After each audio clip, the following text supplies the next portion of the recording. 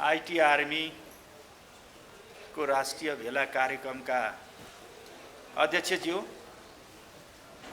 यस कार्यक्रमका विशिष्ट अतिथि, हाम्रो पार्टीका केन्द्रीय नेता र मधेस आन्दोलनका नेता, पूर्व मन्त्री कमरेड बर्बु शाहज्यू, अन्य अतिथिज्यूहरू, यो कार्यक्रममा उपस्थित सम्पूर्ण सहभागी युवा साथीहरू, म सबैलाई हार्दिक अभिवादन गर्न चाहन्छु। सर्वप्रथम त यो आईटी आर्मी को राष्ट्रिय भेला कार्यक्रमको भव्य सफलताको शुभकामना पनि दिन चाहन्छु। मलाई सुरुमा यो आईटी आर्मी को नाम सुन्दा अलि अप्ठ्यारो लागिरहेको थियो, असहज लागिरहेको थियो।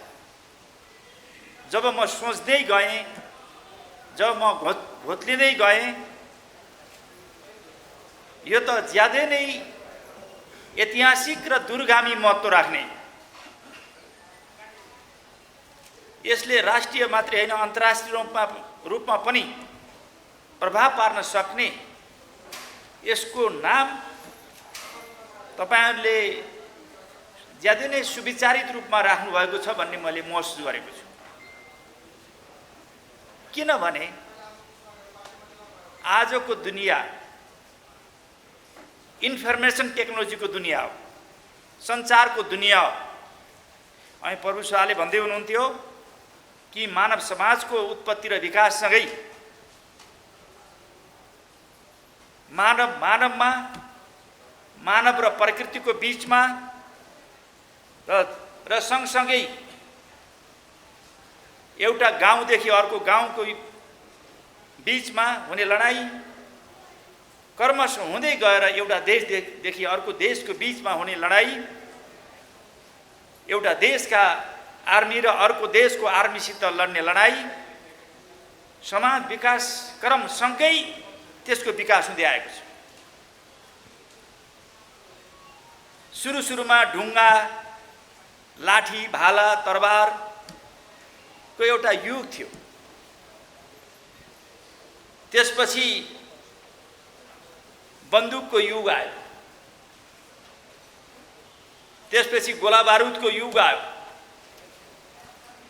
हुँदै गएर तपाईले अहिले देख्नुहुन्छ मिसाइलको युग, ड्रोन मिसाइलको युग, रकेट मिसाइलको युग।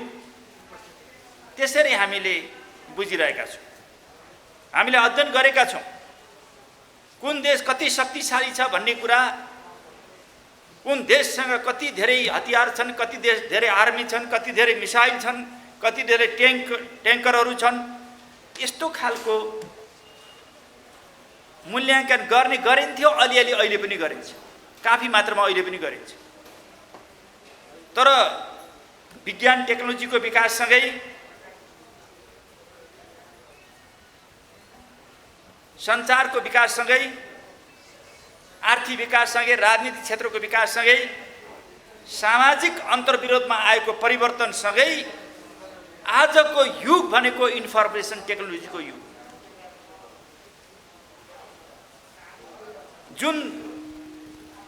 जुन भव्य महलहरू हुन्छन्, आरसीसी महल, जहाँ बुलेट छिर्दैन त्यहाँ इन्फर्मेसन छिरिरहेको हुन्छ। बुलेट छिर्न नसकिने ठाउँमा इन्फर्मेसन छिरिरहेको छ। अब बुलेटसँगै अब इन्फर्मेसनको, सञ्चारको लडाईँमा हामी अब प्रधान भएर आइरहेको छ। कुन देशको कुन व्यवस्थालाई पल्टाउने, कुन सरकारलाई पल्टाउने, कुन व्यवस्थालाई पल्टाउने, कसलाई के गर्ने भन्ने कुरा बुलेटको भन्दा बढी काम आज सञ्चारको इन्फर्मेसनको भएको छ। त्यो आर्मीले गर्न नसक्ने काम हिजोको आर्मीले, हिजोको हतियारले, शस्त्रास्त्रले गर्न नसक्ने काम आज इन्फर्मेसनले गरेको छ।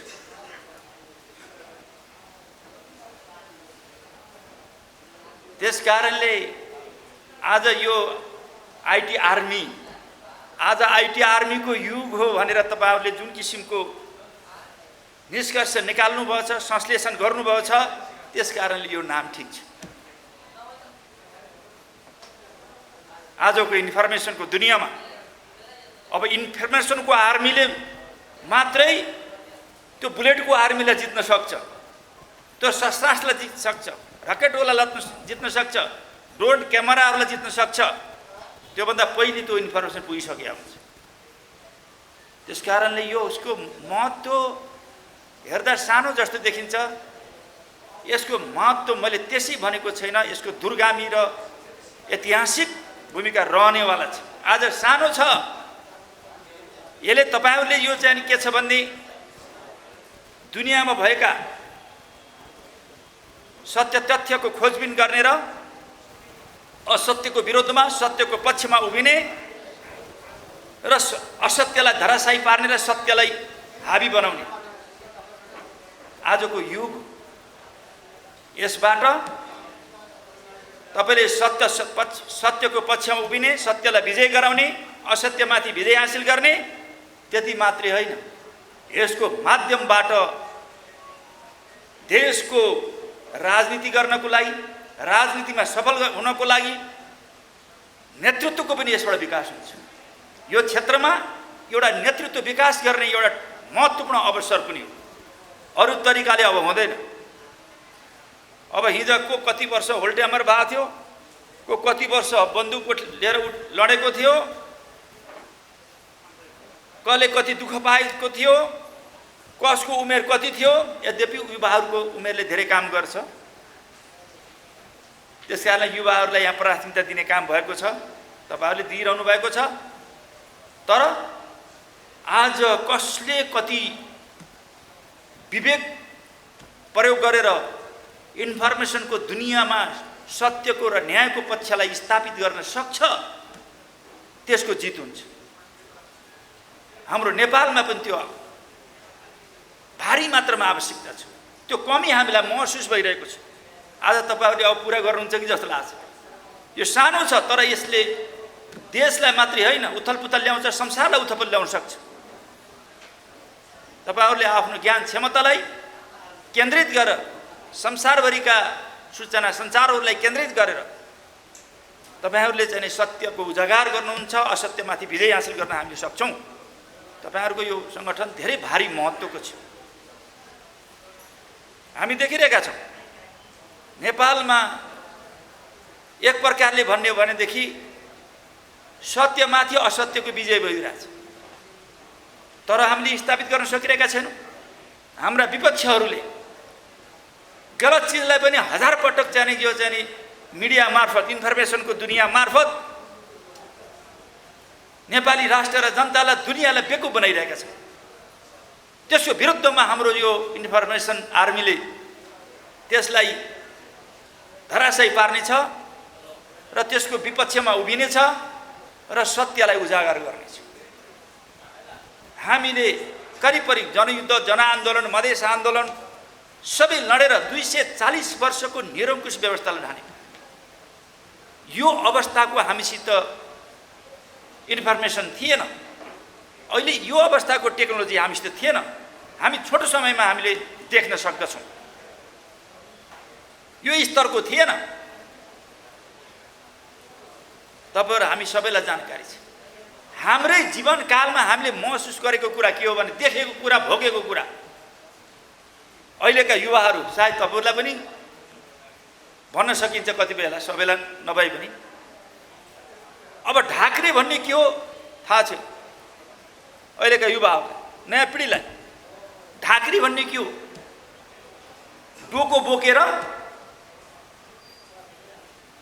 तपाईहरु कतिबेला त तराईतिर हुनुहुन्छ, तराईतिर बस्ने साथीलाई अलि कम थाहा होला, अरू प्रकृतिका विषयवस्तु थाहा छ। ढाक्रे भन्ने पहाडतिर, पहाडबाट सुन्तला, घिउ, भैँसीको घिउ, गाईको घिउ बोकेर, यातायातको सुविधा थिएन, डोकोमा भारी बोकेर नाङ्लो बोकेर तराईतिर आएर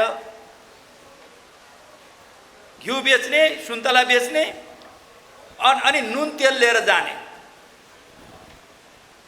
लत्ता कपडा लिएर जाने, खाद्यान्न लिएर जाने, चिनी र तमाखु खान्छ नि, तमाखु बोकेर जाने, 10औं दिनसम्म बीचमा बास बस्ने ठाउँ थिएन दिन्थ्यो, रुखमुनि बस्ने। त्यो ढाक्रे त्यस्तो अवस्था, यातायातको असुविधा थियो। हाम्रै जीवनकालमा हामीले देख्यौँ हामी ढाक्रेको भूमिका हामीले निर्वाह गरेका छौँ। आज हेर्दाखेरि आश्चर्य लाग्छ, यो ढाक्रे भन्ने के होला? आजका युवाहरूलाई, आजका बच्चाहरूलाई त्यो अब इतिहासको विषय बन्छ, प्रत्यक्ष अनुभव गर्न थियो। सञ्चारको दुनियाँमा पहिला चिठी पत्र भन्छन् भाषामा, चिठी पत्र, गीत गाउँदाखेरि चिठी पत्र, पहिला चिठी पत्रका कुरा हुन्थे। महिनौसम्म बाहिर गएको, विदेशमा गएको मानिसहरूलाई चाहिँ सूचना सञ्चार गर्नुपर्ने हल्का नै के अरे चिठी बोकेर हिँड्नेलाई हल्कारा। अब हल्कारा भन्ने के हो आज कसैलाई थाहा छैन, आजका युवाहरूलाई। हल्कारा यस्तो जीवन थियो। त्यसपछि कर्मशः चाहिँ टेलिफोन आयो, घुमाएर फोन गर्ने, त्यो पनि सहर बजारमा। त्यसपछि गाउँमा छिरो, हुँदाहुँदै मोबाइल, अब हुँदाहुँदै नेट, इन्टरनेट, चिप्स के हुन् के हो। अब त के छ भनेदेखि रुख चढ्दा पनि मोबाइल बोकेर जाने, घाँस काट्दा पनि मोबाइल बोकेर जाने, खेतमा पनि मोबाइल देख्ने, हलो जोत्दा पनि मोबाइल जोतेर जाने, ट्र्याक्टर चलाउँदा पनि मोबाइल, गाडी चलाउँदा पनि मोबाइल, रातिमा मोबाइल, दिनमा मोबाइल, सुत्दा मोबाइल, उठ्दा मोबाइल, हिँड्दा मोबाइल, खाँदा मोबाइल। हुँदाहुँदै अमेरिकामा गएको मानिससँग कुरा गरौँ भने रात दिनमा फोटा हेरेर प्रत्यक्ष प्रसारण। हामीलाई आश्चर्य लाग्छ, म आफैलाई आश्चर्य लाग्छ, यो कति छिटो दुनियाँमा, कति छिटो मान्छेको इतिहास करोडौँ वर्षको छ, करोडौँ वर्षको इतिहास।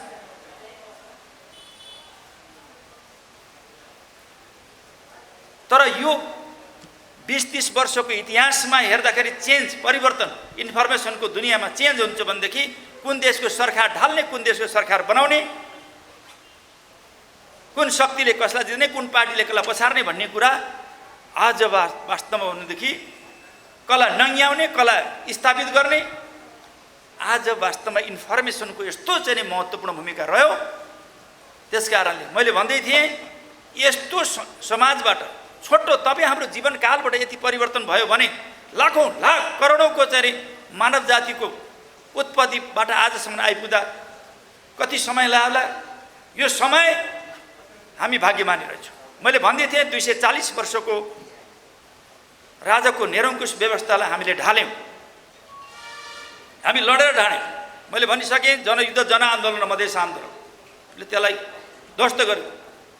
हाम्रो जीवनकालमा त्यो व्यवस्था आउला जस्तो लागेको थिएन हामी, तर हाम्रो जीवनकालमा एउटा व्यवस्थाबाट अर्को व्यवस्थामा, एउटा संविधानबाट अर्को संविधानमा आयो। तपाईँ हामी देखिरहेका छौँ। हिजो राजनीतिक क्रान्तिको युग थियो, आज विकास र समृद्धिको युग छ।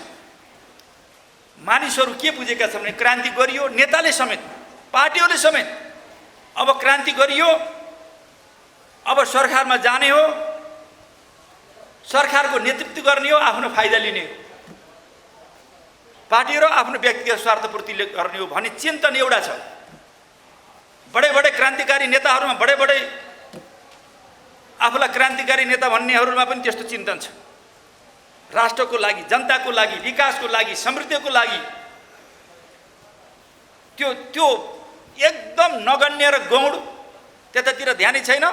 अब परिवर्तन आयो, हिजो दुःख पाइया थियो, हिजो खाना पाइया थिएन, हिजो सम्पत्ति थिएन, अब जोड्नुपर्छ भन्ने चिन्तनमा परिवर्तन भएको छ। त्यसो होइन। हामीले लडेको, हामीले रगत बगाएको, हामीले कुर्बानी गरेको देशको विकास र समृद्धिलाई अब हिजो राजनीतिक क्रान्तिको एक हदसम्म युग अन्त्य भयो, एक हदसम्म, पूर्ण रूपले होइन। अब युग भनेको विकास र समृद्धिको युग भयो। छोटो समयमा विकास र समृद्धि गर्ने यो हामीले बुझाउन सकिरहेको छैन।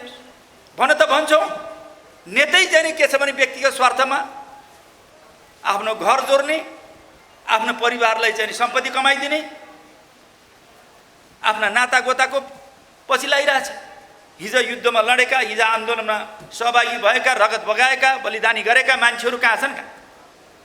यसलाई तपाईँहरूले उजागर गर्नुपर्छ, हामीले उजागर गर्नुपर्छ, स्थापित गर्नुपर्छ। ती लोभीपापी नेता र लोभीपापी पार्टीहरूको विरुद्धमा, सत्यको पक्षमा, देश र विकास र समृद्धिको पक्षमा आज हाम्रो राजनीति एजेन्डामा परिवर्तन भयो। आजको युग भनेको विकास र समृद्धि हो, हामीले त्यसलाई प्राथमिकता दिनुपर्छ भन्ने विषयलाई स्थापित गर्नुपर्छ। यो राम्ररी स्थापित भएको छैन।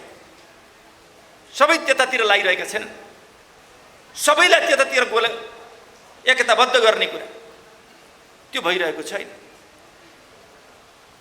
देशको राजनीति अवस्था तपाईँले अहिले वर्तमान राजनीति अवस्था हेर्नुहुन्छ भने हामी देखिरहेका छौँ।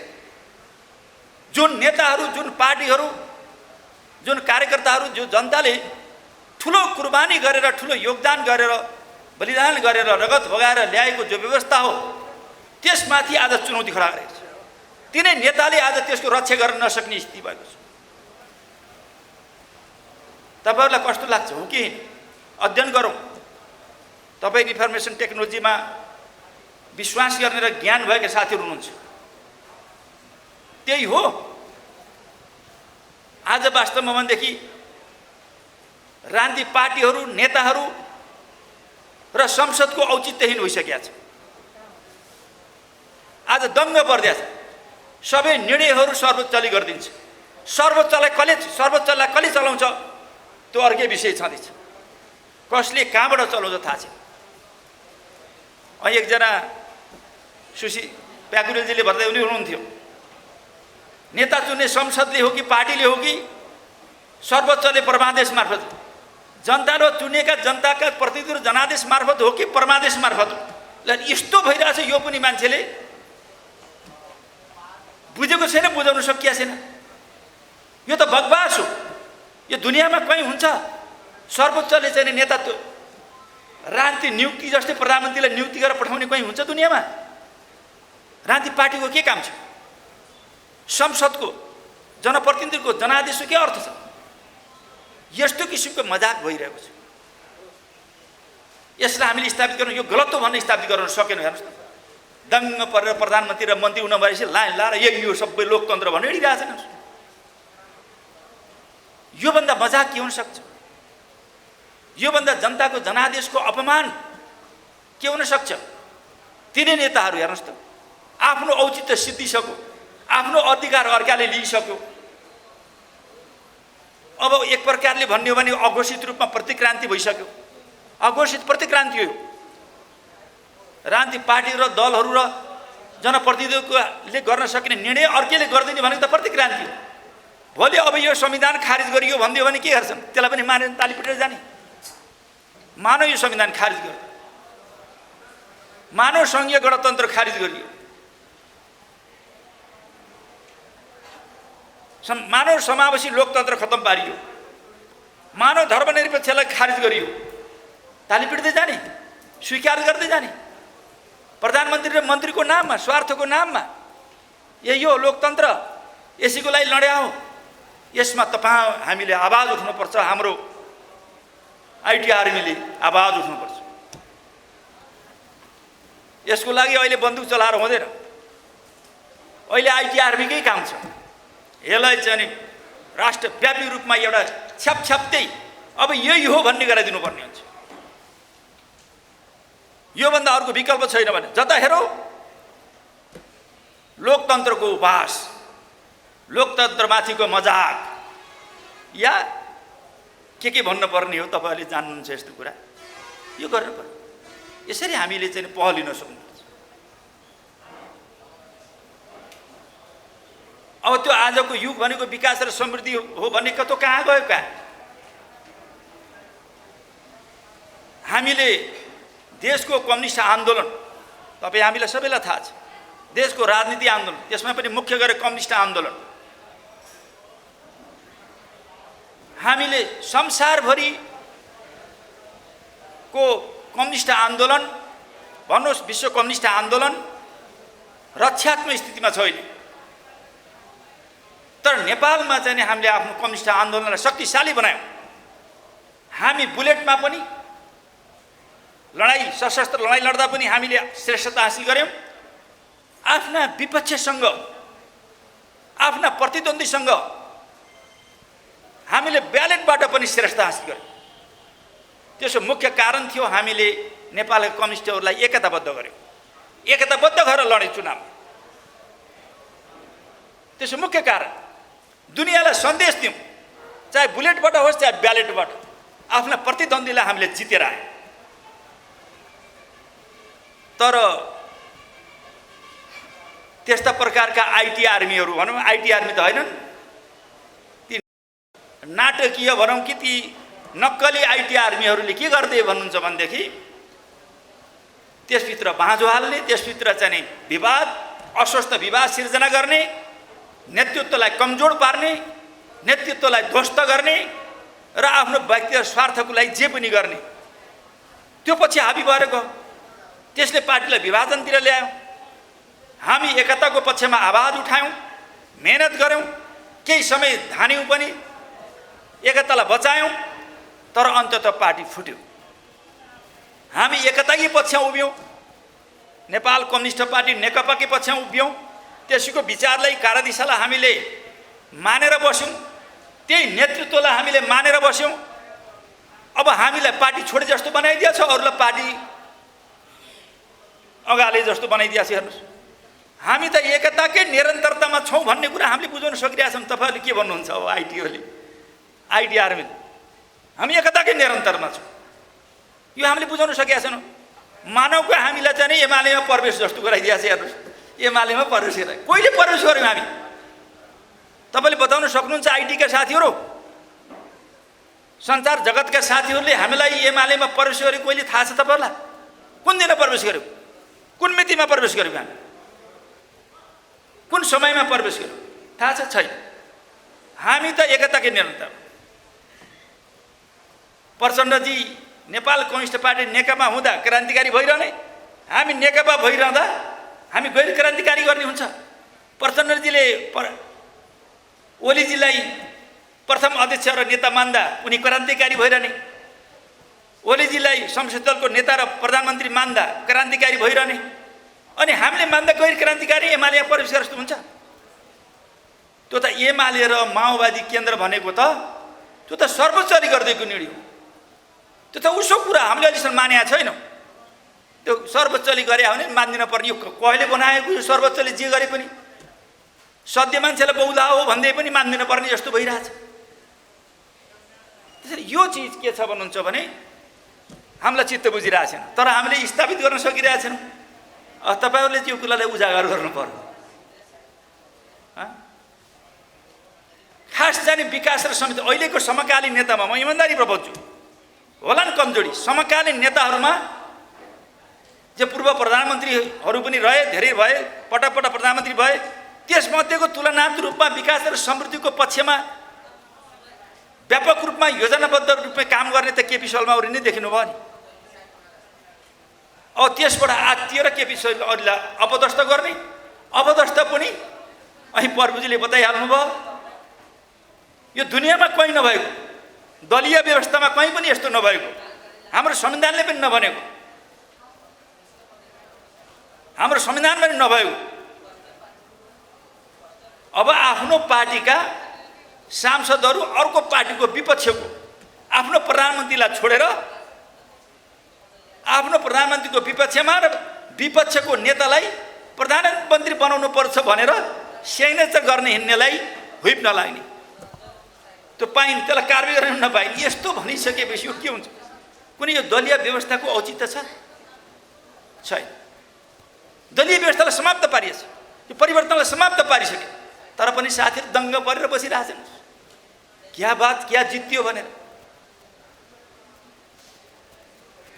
संसदको औचित्य समाप्त भइसक्यो, संसदलाई खारेज गरे बराबर भइसक्यो, संसदको हैसियत सिद्धाइसक्यो। अब चुनावमा जाउँ भन्दा नमान्ने, जनताको जनादेशलाई नमान्ने, परमादेशलाई मान्ने भइसकेपछि जनादेशलाई छोडिदिया।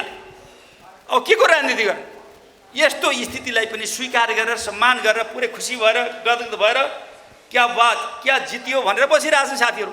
यसलाई हामीले चाहिँ स्पष्ट पार्नुपर्छ पर्दैन? यो उजागर गर्न पर्छ पर्दैन? यो असत्य कुरा। हामी सरकारमा हौँ या नहौँ त्यो ठुलो कुरा होइन, सत्य कुरा के हो यो स्पष्ट हुनुहुन्छ। यस्ता विषयहरू छन्, धेरै विषयहरू छन्। तपाईँ हामीले उजागर गर्नुपर्ने, तपाईँ हामीले स्थापित गर्नुपर्ने,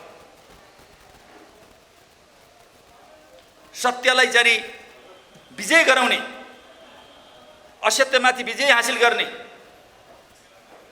असत्यमाथि प्रहार गर्ने, झुटमाथि प्रहार गर्ने, सत्यको सम्मान गर्ने, यो किसिमको चाहिँ आजको आवश्यकता भएको हुनाले यो आइटी आर्मीको जरुरी पर्यो। अब तपाईहरुले के गर्नुहुन्छ, कति भूमिका खेल्नुहुन्छ, कति आफूलाई सशक्त रूपमा प्रस्तुत गर्नुहुन्छ हर क्षेत्रमा। त्यसकारण इन्फर्मेसनको ठुलो महत्त्व छ, टेक्नोलोजीको ठुलो महत्त्व छ। त्यसलाई उपयोग गरेर हामीले आर्मी भन्दा पनि आर्मीले गर्न नसक्ने काम हामीले गर्नुपर्ने छ। त्यसकारणले आइटी आर्मी भने सिम्पल आर्मीको कुरा होइन, यो वर्दीधारी आर्मी होइन, यो वर्दीधारी आर्मी भन्दा ठुलो महत्त्वपूर्ण आर्मी संगठन हो, जसले वर्दी नभेरिकन चाहिँ आर्मीको भन्दा महत्त्वपूर्ण ऐतिहासिक र दूरगामी महत्त्व राख्ने काम गर्छ। यो अर्थमा तपाईहरुलाई चाहिँ यो संगठन खोल्न राख्नु भएको छ, ज्यादै नै महत्त्वपूर्ण छ। यसलाई अहिले भेलाको रूपमा छ, तपाईले देशव्यापी रूपमा दुईटा काम गर्नुस्। एउटा संगठन विस्तार गर्ने जो नीति बनाइरहनु भएको छ, देशव्यापी रूपमा तपाईहरु लाग्नुस्। हिमाल, पहाड, तराई, पूर्व, पश्चिम, मध्य सबै क्षेत्रतिर सबै जिल्ला गाउँपालिकाको कन्सेप्टले खुसी पनि लाग्यो। केन्द्र, प्रदेश, नगरपालिका, गाउँपालिका, वडासम्म जाने जो छ, यो एउटा ताकत बन्नेवाला छ, राष्ट्रको ताकत, राष्ट्रको प्रमुख ताकत पनि बन्न सक्छ। तपाईहरुले आफूलाई आफ्नो व्यक्तिगत रूपमा र सांगठनिक रूपमा यो शक्तिलाई तपाईले चाहिँ परिचालन गरेर सशक्त रूपमा तपाईहरु अगाडि बढ्नुभयो भने हामी तपाईहरुको पछि लाएर हिँड्न पर्ने हुन्छ। हाम्रो पछि तपाई लाग्नु पर्दैन, तपाईहरुको पछि हामी लाग्छौं। तपाईहरुलाई हामी समर्थन गर्न कुनै अप्ठ्यारो हुने छैन, तपाईहरुका पछि लाएर हिँड्न हामीलाई कुनै अप्ठ्यारो पर्ने छैन। राष्ट्रले निकास पाउनेछ, राष्ट्रले विकास पाउनेछ, देशले समृद्धि पाउनेछ, जनता सुखी हुनेछन्, त्यसको नेतृत्व हामीले गर्नेछौँ। यो केवल इन्फर्मेसन दिने मात्रै होइन, राष्ट्रलाई चाहिँ समृद्धि बनाउने लक्ष्यमा हामी केन्द्रित हुनुपर्ने छ। सामाजिक न्याय दिलाउने कुरामा हामी केन्द्रित हुनुपर्छ। त्यसकारणले यो मामुली कुरा छैन। तपाईहरुले यसो सामान्य संगठन जस्तो मान्नु भएको छ, यो सामान्य होइन, ज्यादै नै महत्त्वपूर्ण संस्था हो। यो राष्ट्रको लागि, जनताको लागि, विश्व मानव जातिको लागि, केवल नेपाली राष्ट्र र जनताको लागि होइन, विश्व मानव जातिको लागि यो ठुलो एउटा योगदान गर्न सक्ने संस्था बन्न सक्छ। संसारमा सबभन्दा चर्चित बन्न सक्छ, संसारलाई यसले सन्देश दिन सक्छ। तपाईहरुका आफ्ना क्षमताहरू प्रस्फुटित गर्ने, आफ्नो लिडरशिपको हर क्षेत्रमा विकास गर्ने तपाईले यो प्लेटफर्म पनि हो। धेरै कुराहरू छन्, त्यसकारणले उता मिटिङ चलिरहेछ, यहाँ अलिकता शुभकामना दिँदै भाग्दै गर्नुपर्ने स्थिति छ। त्यसकारणले मलाई धेरै कुरा नराख्दै तपाईहरु देशव्यापी रूपमा लाग्नुस्, एउटा संगठन गर्नुस्, एउटा सत्यलाई उजागर गर्नुस्, असत्यमाथि चाहिँ प्रहार गर्नुस्, सत्यको पक्षमा उभिनुस्, सत्यलाई स्थापित गर्नुस्, असत्यलाई धराशायी गर्नु र देशव्यापीमा शक्ति आर्जन गर्नुस्। तपाईहरुलाई व्यक्तिगत रूपमा, संस्थागत रूपमा हरदम तपाईहरु हामी साथमा छौं, हर प्रकारको सहयोग गर्न हामी तपाईहरुलाई तयार छौं। तपाईहरु अगाडि बढ्नुस्, यही शुभकामना दिँदै मेरो भनाइ अन्त्य गर्दछु। हस्त, धन्यवाद, अभिवादन।